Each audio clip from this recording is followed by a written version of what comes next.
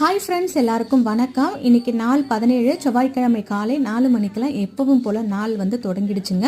So காலையில் எழுந்ததுமே fresh up ஆகிட்டு நம்ம நிலைவாசலை விளக்கேற்றி வச்சுட்டு அதுக்கப்புறமா பூஜை அறையில் இருக்கக்கூடிய விளக்கு எல்லாமே எண்ணெய் ஊற்றி திரி போட்டு நான் இது பண்ணிட்டேன்.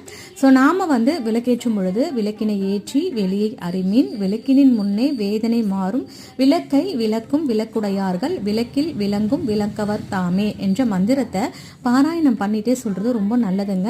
அதே மாதிரி விளக்கை குளிர வைக்கும் பொழுதும் இந்த ஒரு மந்திரத்தையும் நம்ம சொல்றது ரொம்ப நல்லது.